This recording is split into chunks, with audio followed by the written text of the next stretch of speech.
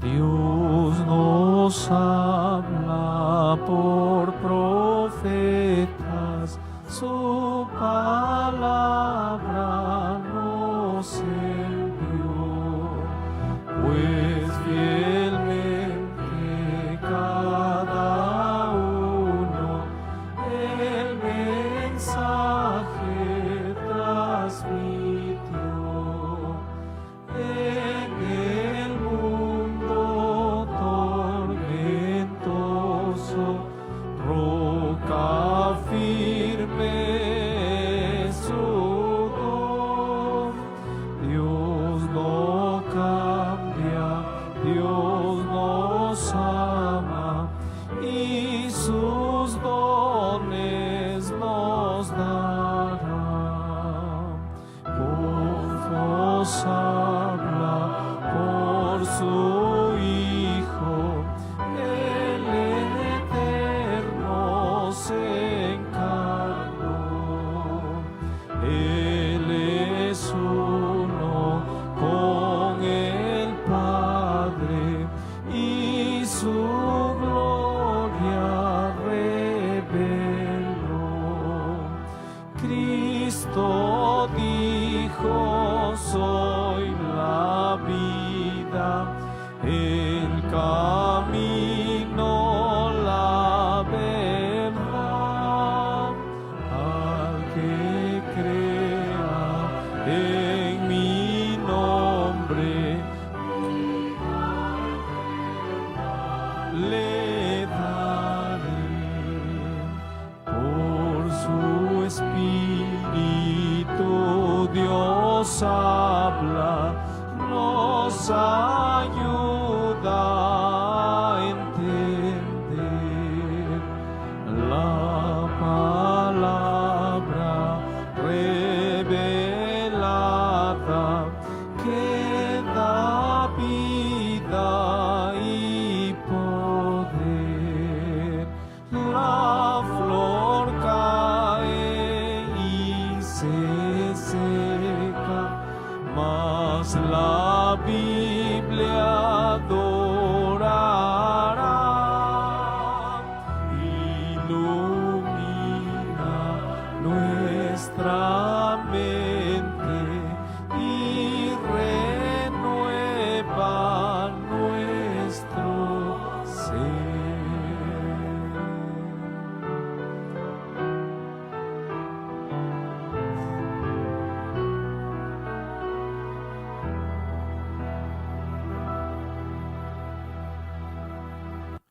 Vamos a orar. Querido Dios, gracias Señor te damos en esta tarde una vez más. Vamos a, oh Dios, a continuar el estudio del libro del Apocalipsis, las profecías, oh Dios, bíblicas, que nos ayudan, oh Dios, a entender el momento en que vivimos y nos ayudan también a buscar a Cristo, Dios, como la solución siempre para todas nuestras debilidades, para todos nuestros miedos. Suplicamos tu bendición, tu dirección, oh Dios, como dice este himno, y que a través de tu Santo Espíritu, Dios, nos abras el entendimiento y nos ayudes a entender. En el nombre de Jesús. Amén. ¿Pueden tomar asiento, hermanos? Muchas gracias. Nosotros tenemos hoy, sábado 29 de septiembre, ya un avance más de lo que significa hasta aquí el estudio de las 7 iglesias. Las 7 iglesias son sin duda maravillosas. ¿Está bien? Ya dijimos que estas 7 iglesias que están descritas en el libro del Apocalipsis no son las únicas que existían en el tiempo de Juan. Había muchas otras iglesias, pero son las iglesias que tienen algunas características especiales. Por eso Dios hace que Juan capte estas iglesias con sus diversidad de caracteres de ese momento, de ese tiempo, y puede escribir para poder proyectar al futuro las etapas por las cuales la iglesia pasaría, una tras otra. 7 etapas que el cristianismo tendría hasta la venida final de Cristo Jesús, como punto final a las etapas de la iglesia aquí en la tierra. En esta descripción que ya comenzamos a mirar, nos hemos dado cuenta de algo interesante, que allí el año 31, que ustedes ya lo han memorizado, ¿está bien? Aquí la pizarra está dividida en 2 partes porque es bastante amplio. El año 31, que comienza la primera etapa de la iglesia de Éfeso, ¿está bien? Hemos dicho que va hasta el año 100. Yo voy a pedirle a nuestro querido Carl que ponga los 7 sellos. Y vamos a mirar a través de estos 7 sellos algo interesante. Hay una relación. Ustedes vieron en Daniel. Daniel 2 tenía la descripción de los 4 imperios mundiales que gobernarían. Cabeza, representando la cabeza de oro, ¿a quién? Babilonia. Brazo y pecho, ¿de quién? A Medo-Persia. ¿Está bien? Vientre y muslos, ¿a quién? De bronce, ¿a quién representaban? Grecia. Y las piernas de hierro representaban ¿a quién? A Roma. Y Daniel, el primer libro prácticamente de carácter apocalíptico, escatológico, ¿está bien? Daniel va a describir algo interesante. Daniel va a proyectar no solo una visión de esos 4 imperios, sino 2 para describir la historia. ¿Cuál es la otra visión que describe la misma cantidad de imperios que gobernarían en el futuro? ¿Cuál es? Es la visión, gracias, Carlos, tenemos ahora el control, la visión de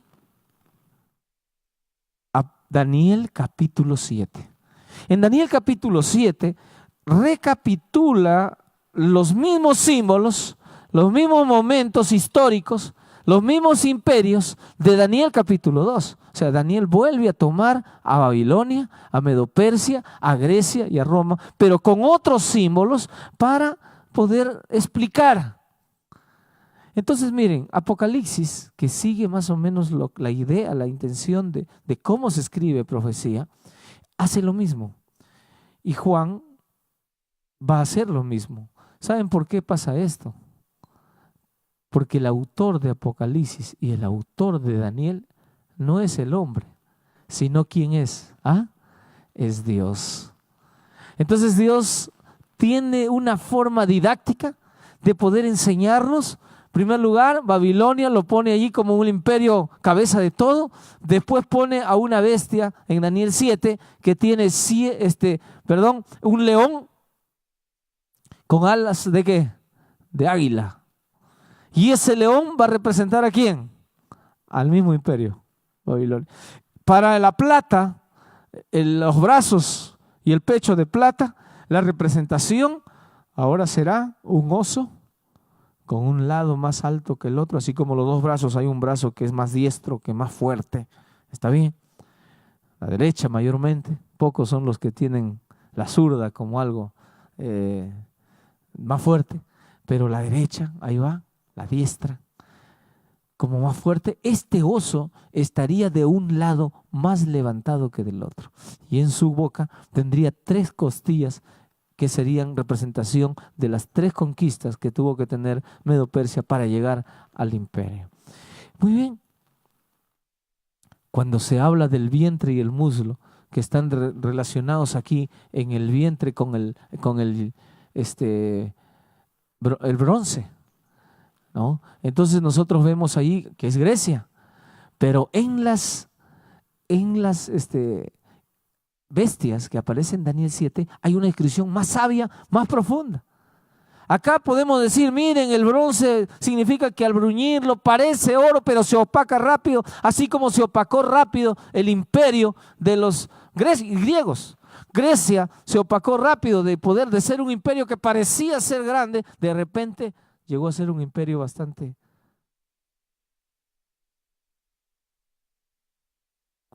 menor en fuerza. porque de repente murió su principal conquistador, su principal eje, solo en 10 años, y ya Alejandro el Magno murió. 10 años. Y el imperio, dice Daniel 7, se tendría que dividir, ese imperio que tenía un leopardo con 4 alas, que hacía que el imperio crezca de una manera extraordinariamente rápida.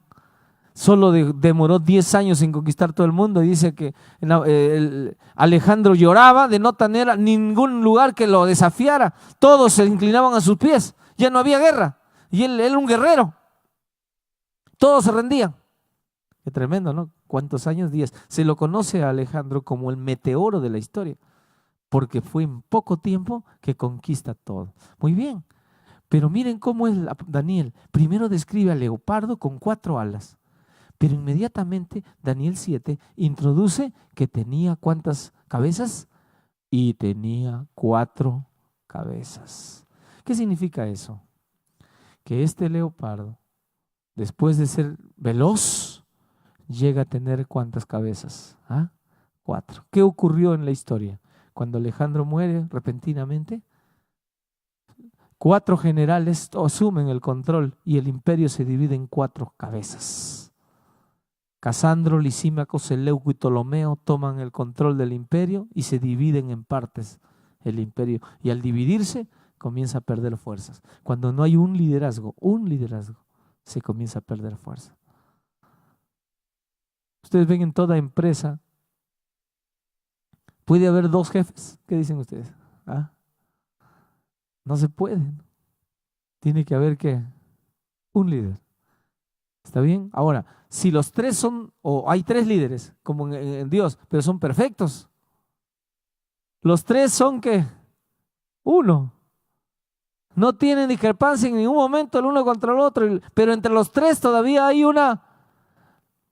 al padre, se lo denomina como el líder allí, ¿está bien? El hijo dice, mi padre me ha enviado, ¿está bien? Y nadie está celando al otro, pero hay un liderazgo siempre, ¿está bien? Es interesante, ¿no?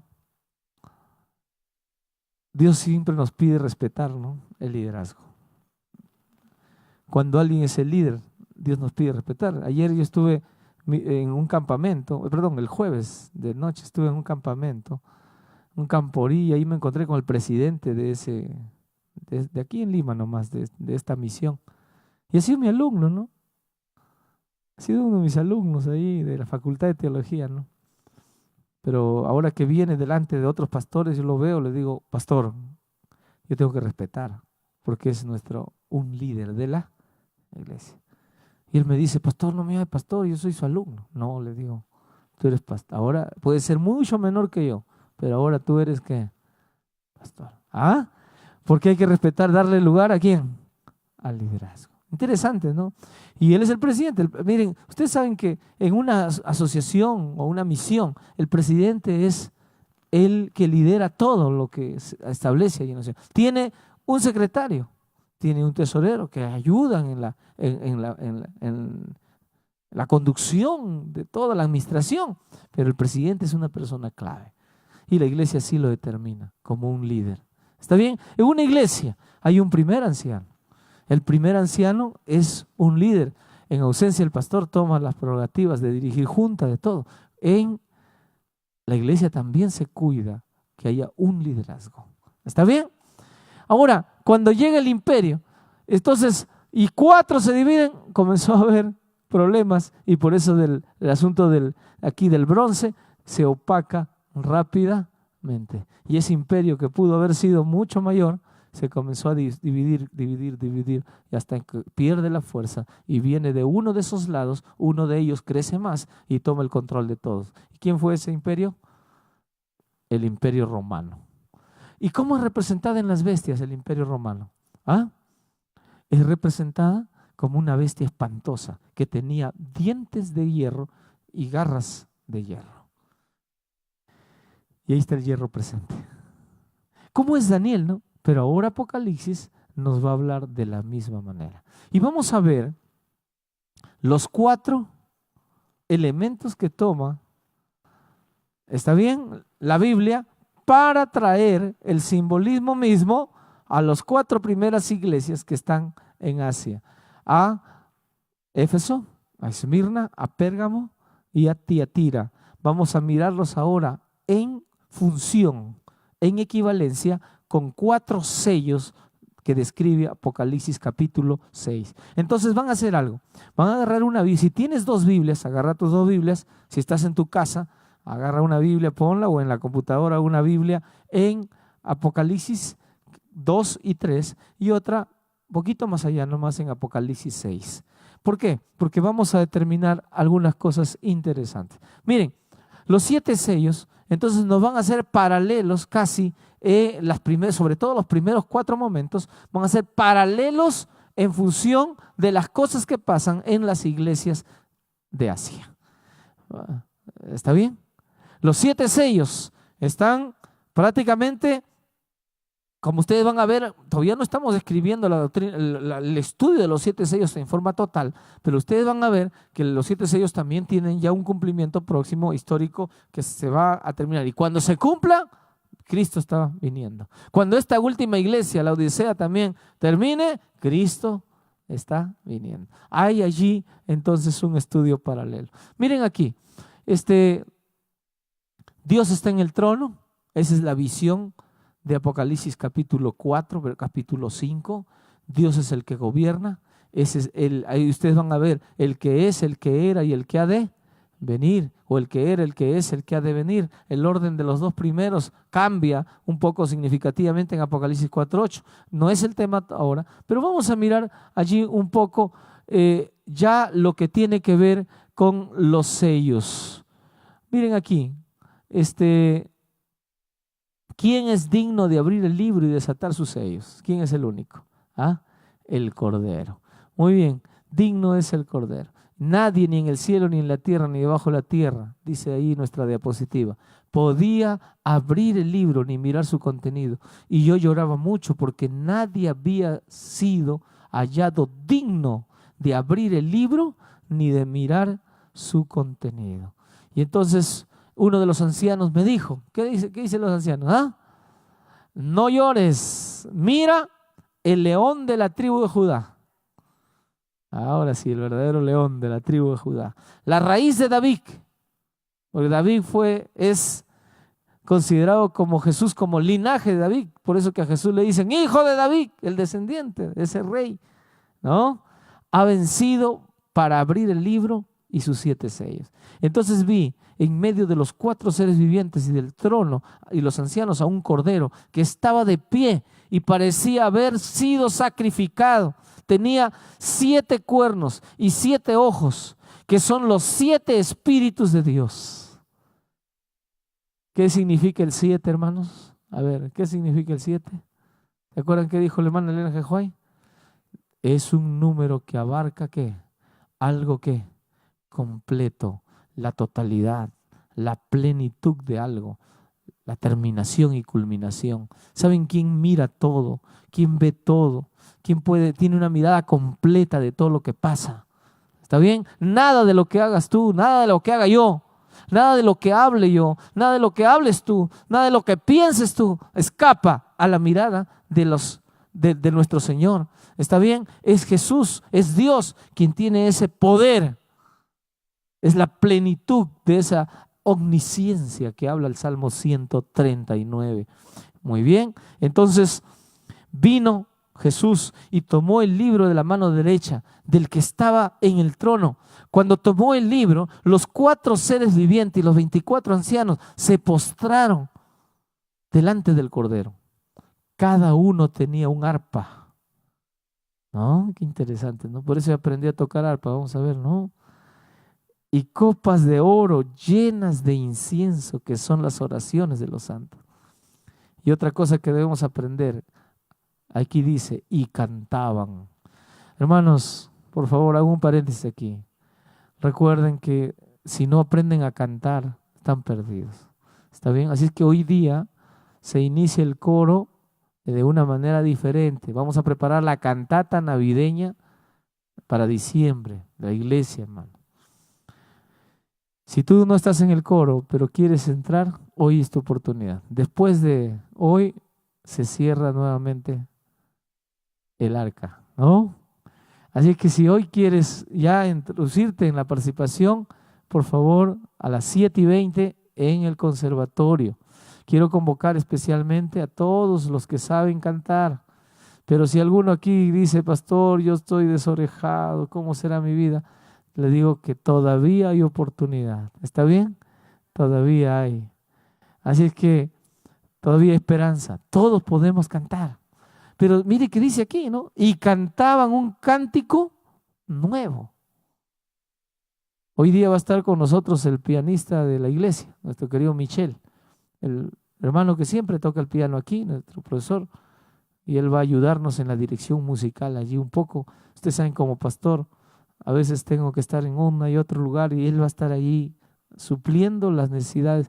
Nos vamos a dividir también, si es que estamos los dos juntos, la enseñanza de las voces para que el coro pueda avanzar un poco más rápido. ¿Está bien?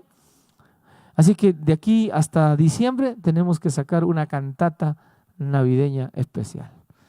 Y esperamos hacerlo con todo gozo, hermanos, para presentar a nuestra iglesia con un drama y todo lo necesario para que la iglesia entienda también cuál es nuestro mensaje en esas fechas.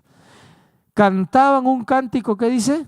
Nuevo, diciendo, digno eres de tomar el libro y de abrir sus sellos, porque tú fuiste inmolado y con tu sangre compraste para Dios a gente de toda tribu, lengua, pueblo y nación. Qué interesante. Estos mensajes que tenemos nosotros son mensajes que tienen, hermanos, no son para unos, es para todo el mundo. No son para algunos. No es para que, algunos dirán, no, Apocalipsis, que lo entienda el pastor. Apocalipsis, que lo entiendan los de teología, para ellos está. ¿Para qué complicarnos nosotros? No, no es así. Toda nación, tribu, lengua y pueblo tienen que conocer qué significan estos sellos. Tienen que saber a dónde vamos, porque tú fuiste inmolado y con tu sangre no has comprado solamente a los que estudiaron por ahí lo especial, sino a todos. Y todos tenemos que entender a dónde va, hermanos, todos esos símbolos. ¿Qué significa cordero? ¿Qué significa león de la tribu de Judá? ¿Está bien? Y ahora ese cordero abre, hermanos, nuestro Señor Jesús abre el primer sello y aparece allí el primer texto. Vamos allí para ir comparando con las iglesias. ¿Está bien? Dice la palabra del Señor allí en Apocalipsis capítulo 6, versículo 2. Vamos a leer, por favor. Ahí está en la pantalla también. Dice, y miré, y he aquí un caballo blanco. Y el que lo montaba tenía un arco. En primer lugar, aparece, ¿qué color, hermanos? Blanco. Aquí, hermanos, tenemos algo interesante, ¿no? Aparentemente allí el color, vayan anotando los colores, van a aparecer 4 colores. Va a aparecer el color blanco, va a aparecer el color bermejo o rojo profundo, va a aparecer el color negro y va a aparecer el color amarillo. El color amarillo nos va a acompañar hasta ahora. Pero miren, esos 4 colores que va a combinar, de los colores de los caballos, que va a combinar el libro del Apocalipsis. Atentos a eso, porque los voy a ir poniendo y ustedes van a ir entendiendo las facetas en cada iglesia. Por ejemplo, a ver, acordémonos de Éfeso. A ver, ¿cuál es la alegría de los de Éfeso? ¿Qué es lo que trajo alegría de conocer, hermanos, que Éfeso fue una iglesia que no dejó sus doctrinas correctas, que cuidó, que veló? ¿Cuál es esa alegría? Que dice, votaste, rechazaste a los que decían ser ¿qué? Apóstoles y no lo eran. Los hallaste mentirosos. Cuidaste la doctrina. Yo les puse hace la semana pasada, la antepasada, les puse que Éfeso es considerada como la iglesia que mantiene firme la doctrina y la pureza doctrinal. Amén. ¿Está bien? ¿Y quiénes fueron los que cuidaron cada doctrina, cada enseñanza? ¿Quiénes fueron? Los mismos apóstoles. llegando hasta el final, casi el último apóstol, el mismo que escribe ahora Apocalipsis, el apóstol Juan, que fue el que duró más años. Qué fuerza que pusieron los apóstoles para eso. Con su vida,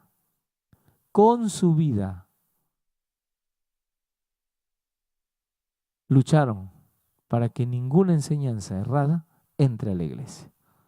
Hoy día les escribí en el boletín, les escribí en el mensaje de salud, una declaración de uno de estos apóstoles que cuidaron. Uno de estos apóstoles dijo, el cuerpo, ¿qué dijo este apóstol? El cuerpo es ¿qué? Templo de Dios. Es templo de Dios. A ver, estamos construyendo un templo aquí, grande. ¿Ustedes creen que Dios va a morar en ese templo? Va a decir, uy, qué bonito templo, el más grande, voy a meterme ahí a vivir, así va a ser. ¿Ah? No, Dios no mora en cosas hechas por manos humanas. No necesita, hermanos, Dios, que hagamos lo más sofisticado, porque si fuera así, entonces los grandes ricos hicieran cosas con oro, con todo, y Dios vendría ahí a morar porque dirá, este está bueno, ¿no? Pero ¿en dónde mora Dios? ¿Dónde mora? Ah, el templo real. Sí es cierto, Dios quiere una casa digna, linda, pero para que nosotros podamos ir al encuentro, escuchar de una manera correcta la palabra. Pero hermanos, el templo de Dios, el templo del Espíritu Santo, es cada ser humano, tú, yo. Él quiere morar ¿dónde? ¿Dónde morar? ¿Ah? En nosotros. ¿Y qué dijo el apóstol Pablo? Porque en su tiempo del apóstol Pablo aparecieron los que se llaman los Nicolaitas, como ustedes lean. A ver, vuelvan a Apocalipsis 2.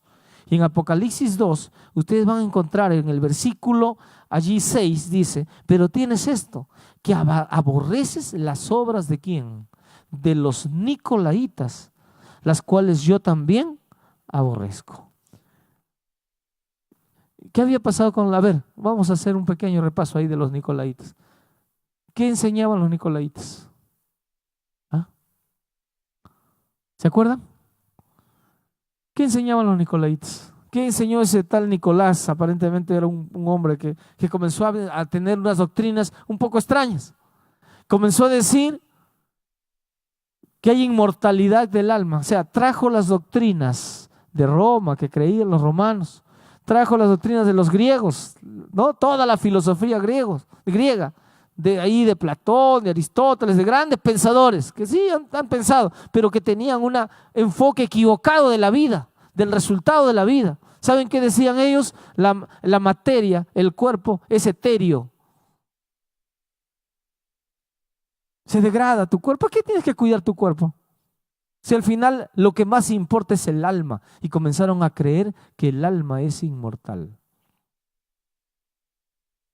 Comenzaron a decir que el alma, qué triste, ¿no, hermanos? Que el alma nunca muere.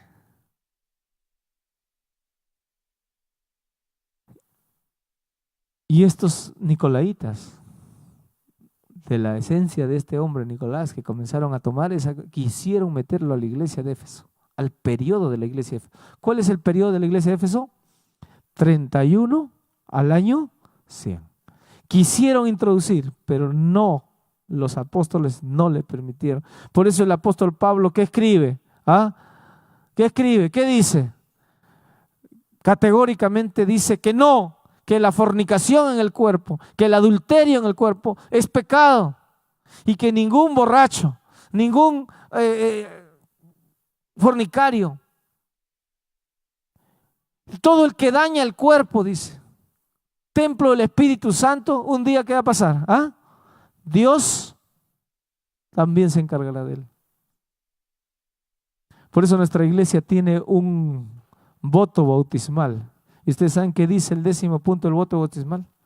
Dice, cuando nosotros nos vamos a bautizar, dice, ¿aceptas tú? Pregunta el pastor, y el candidato está ahí mirando, ¿no? Que tu cuerpo es templo del Espíritu Santo, en el cual Dios quiere morar. ¿Prometes abstenerte de todo aquello que dañe tu cuerpo? Interesante, ¿no? Por eso es que, hermanos, esta iglesia, en el esquema, permítanme aquí hacerles una vez más este dibujo, en el esquema del candelabro y de las 7 iglesias, Éfeso es paralelo con, ¿qué iglesia? La última, la Odisea. Éfeso es paralela con la Odisea. Y si en Éfeso la doctrina fue pura y perfecta, la Odisea, la iglesia final de la historia, tendría que rescatar esa pureza. La iglesia adventista, su doctrina es pura, nadie la podrá cambiar. Venga quien venga, hermanos, a liderar nuestra iglesia, algo que nunca podrá hacer nadie, ninguna persona, ningún ser humano, por más cargo alto que tenga, es cambiar una doctrina de nuestra iglesia, que es fiel y verdadera, porque el ángel que está en la Odisea es fiel y verdadero. La iglesia podrás tener problemas, como Éfeso también los tuvo. El primer amor comenzó a descender. Tienes que volver a tu primer amor. Esta iglesia puede ser que se crea rica y la iglesia que tiene toda la verdad, pero ten cuidado que no estés dándote cuenta y que estés ciego y que estés haciendo cosas equivocadas. Qué interesante el mensaje de Apocalipsis, ¿no? Entonces, ¿qué dice la Biblia? A ver, vamos a Apocalipsis nuevamente, Apocalipsis 2, ¿qué dice allí? Recuerda, por tanto, de dónde has caído y arrepiéntete y haz las primeras obras. Busquemos Apocalipsis 3 y vayamos ahí y dices, versículo 17, Apocalipsis 3, 17, hablando de la Odisea, yo soy rico y me he enriquecido y de ninguna cosa tengo necesidad, tengo la doctrina correcta, tengo la verdad, voy el sábado a la iglesia, doy mis diezmos, estoy yendo bien. Pero ¿qué dice la Biblia? Y no sabes que tú eres ¿qué? ¿Ah? Un desventurado, miserable, miserable. ¿Sabes, hermanos? Qué tremendo, ¿no? ¿Qué significa miserable? ¿Ah? O sea, no tienes nada de ti, nada, como para ganar ese favor, ¿no? Pobre, ciego. Y todavía algo más, te crees que te salvo, te dice desnudo. O sea, te quita la vestimenta porque Apocalipsis usa símbolos. Y así como Apocalipsis 12 hay una mujer vestida del sol, que es Cristo, ahora te dice, tú estás desnudo. Qué tremendo, fuerte. ¿Y qué dice ahí, hermanos? Por tanto, yo te aconsejo que de mí compres oro refinado en fuego para que seas rico. Oro refinado en fuego para que seas rico. Y vestiduras blancas para vestirte y no se descubra la vergüenza de tu desnudez, y unge tus ojos con colirio para que veas. Interesante, ¿no? ¿Qué tiene Éfeso? Algo de bueno tuvo Éfeso. ¿Cuál fue? Aborreció las doctrinas de ¿quién? De los nicolaitas. Ahora, ¿qué tenemos que tener algo nosotros hoy en día, nosotros los de la Odisea, la iglesia adventista? ¿Qué tiene que tener, hermanos? ¿Ah? Tiene que también tener ese panorama. Aborrecer las obras que no son correctas. Y hoy día escribí ahí algo. Más tarde les voy a mandar. En la mañana. Más tarde les va a llegar. Escribí ahí, ¿no? Qué triste, ¿no? Que sabemos, por ejemplo, que el café, la cafeína es una droga. Pero hay muchos hogares que están tomando cafecito. Muchos hogares que están tomando su té. Tremendo. Muchos alumnos que agarran su Red Bull y se lo toman. Agarrando bebidas energizantes, todas llenas de alto grado de cafeína y tomando. Por eso la Biblia dice, tenemos que cuidado. Estás creyendo que estás yendo bien. Estás creyendo que estás yendo el sábado normal a la iglesia y todo está bien. Pero yo te digo que tú compres ¿qué? ¿Ah? Cuidado. Colirio, ¿para qué? Para que veas. Tienes que cuidar. Si los del pasado rechazaron las obras de los nicolaitas, diciendo que el cuerpo se lo puede maltratar, se lo puede simplemente comer lo que se le da la gana, porque en el pasado ya dijeron lo mismo. ¿Para qué? No, come chancho, come todo, aliméntate. Lo que entra al cuerpo no contamina al hombre, lo tergiversan las cosas que el apóstol ha dicho y comienzan a enseñar falsedades, mis hermanos.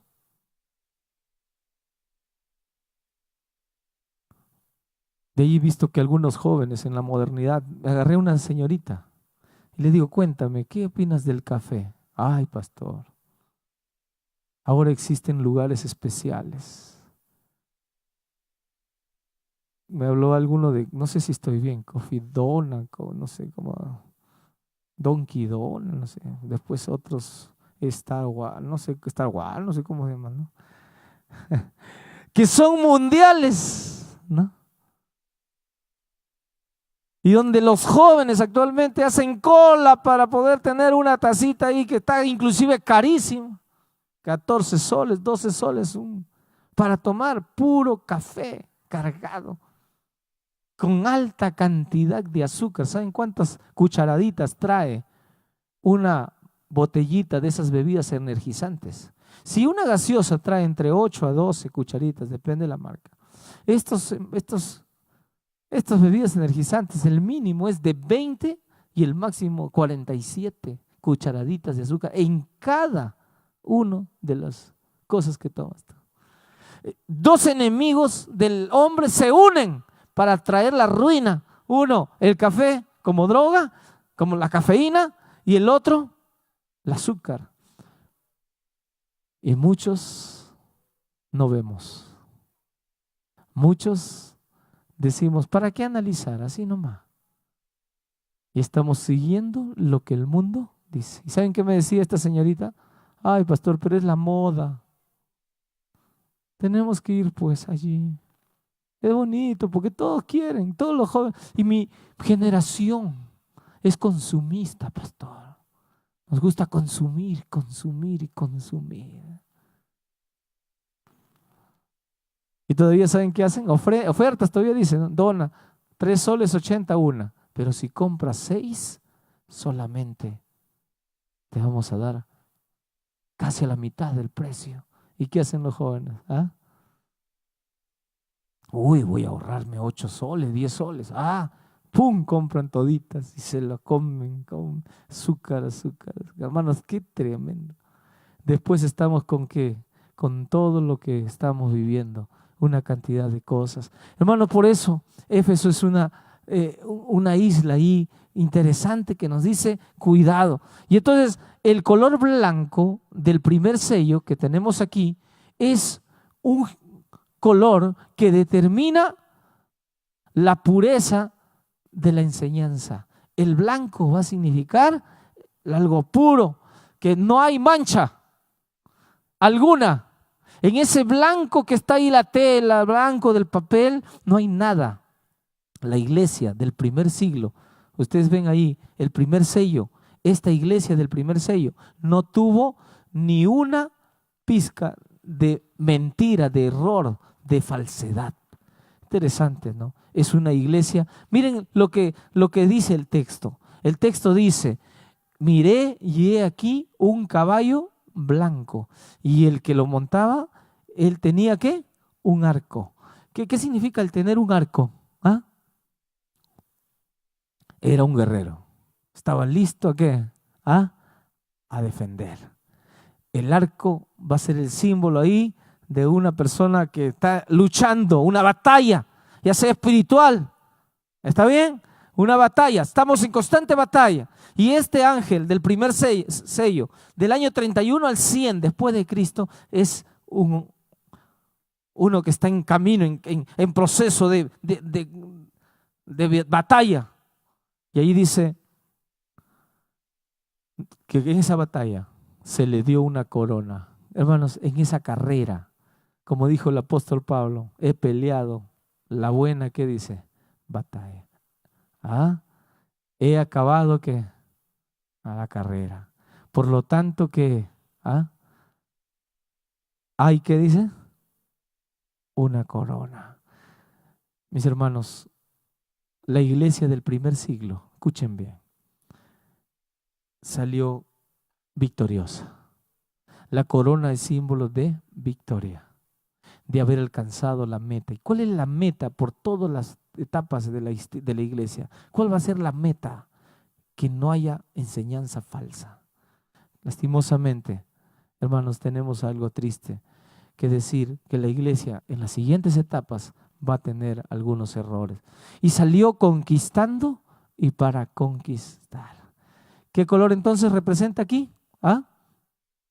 El color blanco. Aquí está, hermanos, Apocalipsis 6, determinando eso, y Apocalipsis 2 determina la primera etapa. Las dos hablan de la misma etapa, hablan justamente de lo mismo y dicen que esta etapa se rechazó a los falsos apóstoles, a los falsos maestros, a las falsas doctrinas. La iglesia llegó a ser una iglesia pura doctrinalmente. ¿Está bien? Pura doctrinalmente. Se la cuidó en ese aspecto. Y ahora nosotros llegamos a la siguiente etapa, la etapa de Esmirna. En esta etapa de Esmirna vamos a leer qué ocurre según nuestro jinete aquí del segundo sello. Bueno, miren al primero, ¿no? 6 millones de cristianos, ¿no? Ahora vamos a ver. Segundo sello. Salió otro caballo. El color original que aparece es bermejo o rojo profundo, rojo oscuro, rojo sangre. Ahí está el caballo, mírenlo ustedes al caballo. Este caballo con su jinete va a representar al mismo periodo de la iglesia de Esmirna. Y miren lo que dice el texto. Y al que estaba montado en él se le concedió quitar la paz de la tierra y que los hombres se mataran unos a otros, y se le dio una gran ¿qué? Espada. A ver, acuérdense de Esmirna. ¿Qué pasó en Esmirna? ¿Cuál es el problema de Esmirna? ¿Ah? Es la persecución. A ver, ¿qué pasa en la segunda etapa del año 100 al año 313 después de Cristo con la iglesia cristiana?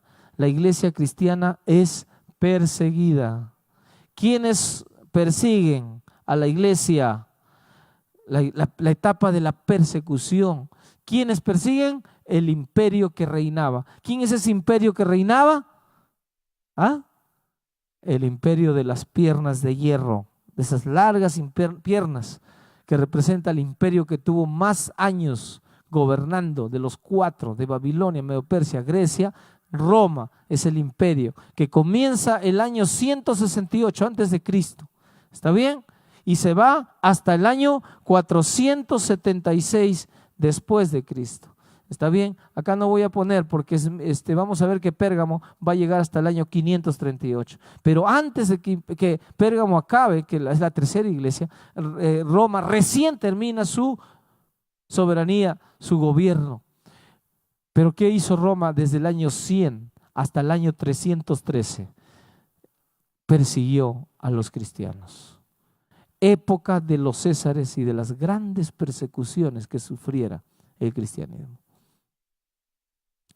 Yo no conozco Italia ni Roma, pero mi hijo hace poco estuvo allí y trajo fotos interesantes del Coliseo romano, ¿no? Y mi hijo me llamó del mismo Coliseo, me hizo una llamada de ahí. Me dijo, papá, estoy mirando aquí, y me lo puso atrás, me puso en su celular las imágenes de ese Coliseo, las graderías, la arena misma de ese Coliseo. Y cantidad de turistas que pasean por ese lugar, tomándose fotos, mirando. Y me dice, papá, de verdad que yo pensé que era puras piedras, que no me iba a impresionar todo lo que estoy viendo, pero ahora estando aquí me doy cuenta de que se trata de algo fuera de lo normal que puede percibir un ojo. Y entonces yo le dije, hijo, imagínate tú que esté lleno de gente.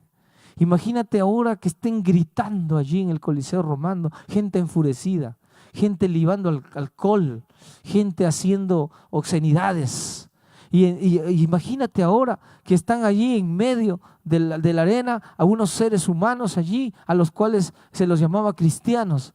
Imagínate a unos leones entrando a este coliseo y cómo entraban a poder desafiar al ser humano y acabar con él. Y cuando la sangre caía, el color bermejo, el rojo, caía, hermanos, allí en el coliseo, en la arena de ese coliseo, y entonces era un momento de euforia de la gente. La gente se deleitaba mirando cómo morían los cristianos.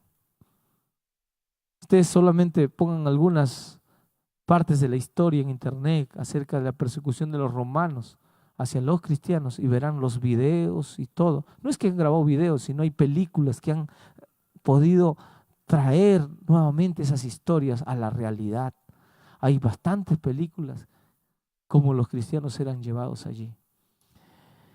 Se derramó la sangre. La última persecución que hubo, que fue la mayor de los romanos hacia los cristianos, fue del año 303 al año 303 al año 313. La persecución del último emperador llamado Diocleciano II. Es tremendo. Pero miren, ¿no? Discordia, discusión, controversia y una iglesia escondida y escondida por la persecución que había. Interesante que el segundo sello nos da la intencionalidad de ver este jinete que vino a quitar la paz del cristianismo. ¿Cuál era la intención? ¿Cuál era la intención del enemigo, de Satanás, para con la naciente iglesia cristiana? Los primeros cristianos que estaban emocionados y crecían, que ya eran 6 millones de cristianos. ¿Qué quería hacer Satanás con esos? Quería destruirlos. Quería acabar con todos ellos. Quería desaparecerlos, y Satanás tuvo una estrategia que no la miró bien en Apocalipsis, porque Apocalipsis ya le escribía. Ya Apocalipsis se había anticipado. Y había dicho que en la segunda etapa del cristianismo vendría ¿qué? Persecución, sangre. Pero ocurre algo. Mientras más cristianos eran llevados allí a morir, por cada cristiano que era sacrificado y torturado, quemado vivo en la hoguera, despedazado por los animales, por las fieras, por cada cristiano que moría allí, 10 se levantaban diciendo: yo también me hago cristiano. Roma como nación, yo sé que cuando ustedes dicen: uy, esa nación es mala, esa nación es mala, entonces todos deben ser malos. No. Esa ciudad es mala, todos deben estar mal. No. Siempre hay gente que es diferente. ¿Está bien? Ese barrio es peligroso, malo, no vale ni uno. No. Siempre hay. ¿Y saben qué? En esta iglesia perseguida, y aunque los que perseguían eran aparentemente malvados, está bien, había gente que comenzó a mirar al imperio como alguien, un imperio, aunque decían: es mi propia nación, pero están mal, están equivocados. Y comenzó el imperio a perder, y esos romanos y esos de otros países comenzaron a ser cristianos, y el imperio comenzó a decrecer, y el imperio perseguía y comenzaba a mirar que en lugar de disminuir, crecía este cristianismo, escondido, pero crecía. Y entonces llega el año 313, y viendo que el imperio estaba perdiendo fuerza, ¿qué hace Constantino? El siguiente emperador, Constantino I, después de Diocleciano II, anuncia el cese de las persecuciones y se hace cristiano Aparentemente, ¿sí? ¿Y qué hace? Entra el tercer sello que ya nosotros hemos visto en la iglesia de Pérgamo. Cuando se abrió el tercer sello, después de la persecución, y al ver Satanás que no podía con el cristianismo, el tercer sello nos dice de Apocalipsis 6, vi el tercer ser viviente que decía, ven y miré, y aquí un caballo de color, ¿qué? Negro. Aquí Esmirna es el color sangre, color rojo profundo, bermejo. Pero ahora viene el siguiente etapa, Pérgamo, el color es negro. Y Pérgamo es una etapa de la iglesia que va a ir desde el año 313 hasta el año 538. Interesante, ¿no? ¿Qué dice aquí las características? El que estaba sentado en ese caballo de color negro tenía una balanza en la mano. ¿Saben qué representa la balanza? Lo que iba a pasar en Pérgamo. ¿Qué ocurrió en Pérgamo? Entraron dos doctrinas equivocadas. La doctrina de los nicolaitas, entró el cristianismo, y entró la doctrina de Balaam. Si tú no sabes la doctrina de Balaam, ¿qué significa? Te voy a pedir que mires el video pasado, del sábado pasado. Allí explico yo cómo es la doctrina de Balaam con la Biblia. La doctrina de los nicolaitas también está explicada en videos anteriores. Miren, entran dos doctrinas así, dos movimientos fuertes que malogran la doctrina de la iglesia. Malogran la doctrina. Y esa balanza va a significar también el negociado que comienza a hacerse con la palabra del Señor. La balanza es símbolo de ¿qué? De comenzar a hacer negocio con las doctrinas. Ese negocio que Balaam dijo, no, Señor, ¿puedo ir? Ya le había dicho Dios que no. Ya Dios le había dicho, no vayas. Y cuando vienen la segunda vez los mensajeros, Balaam vuelve a decir, Señor, ¿qué dices? ¿Puedo ir a venir por segunda vez? En lugar de decir, Señor, tú no cambias, tú no te mudas a cosas distintas, él dice que, Señor, puedes cambiar quizás tu opinión. Y este Pérgamo y esta etapa del tercer sello van a traer una balanza. Pero ¿saben qué? Allí dice, y oí como una voz en medio de los cuatro seres vivientes que decía, 1 litro de trigo por 1 denario y 3 litros de cebada por 1 denario, y no dañes el aceite y el vino. ¿Saben qué? En esta etapa de la iglesia, la palabra de Dios iba a escasear, porque ahora, ¿saben quiénes perseguirían? Hermanos, ¿qué va a pasar con la Biblia? Perdón. La Biblia se comenzaría ¿qué? A tirar abajo, hermanos, a despreciar la palabra del Señor. Así como el trigo subió de precio, cuando uno compara el precio por el denario, el trigo está, como se dice, subió de precio. Cuando las señoras van al mercado y dicen, uy, ¿qué pasó con la zanahoria? Está carísima. Así, ¿qué significaba eso? Que, hermanos, la verdad iba a escasear, que la verdadera palabra, el verdadero pan, iba a ser difícil de encontrar, y que lo malo iba a proliferar. Interesante. Cuando dice allí, no dañes el aceite y el vino, significa que esta iglesia cristiana, Constantino hace una iglesia cristiana, escuchen, pero también que romana. Se une Roma con el cristianismo. Y esta iglesia cristiana romana haría cambios muy fuertes. Se haría, hermanos, entraría cambios y corrupción y el hambre y miseria de la espiritual, y entran en lugar de la verdad, y por eso se llama el color negro. Cambia todo, y la pureza doctrinal de este cristianismo romano comienza a ser triste. Miren allí, Edicto de Milán. ¿Qué más dice? Decreto para orar el domingo. ¿Cuándo se dio? En marzo del año 321. Concilio de la Odisea se guardó en lugar del sábado el día domingo. Comienza el culto a los santos, cosa que nunca se había dado a través de todos los años de fe del pueblo de Dios. Ahora el año 370 comienzan a orarse por los muertos, las almas. La doctrina de los nicolaitas comienza a sentir efecto, y el dogma del purgatorio comienza a ser enseñado. La próxima semana analizaremos a mayor profundidad lo que va a pasar con el color amarillo, el cuarto sello. Dios los bendiga. ¿Estamos dispuestos, hermanos, a aprender más cada día de la palabra? ¿Sí? Dios los bendiga y estemos atentos para estar la próxima semana también juntos para avanzar en este proyecto. Vamos a ponernos en pie. Vamos a orar. Siempre diciéndole a Dios, Señor, gracias por tu palabra, porque sabemos cómo llega a surgir muchas iglesias.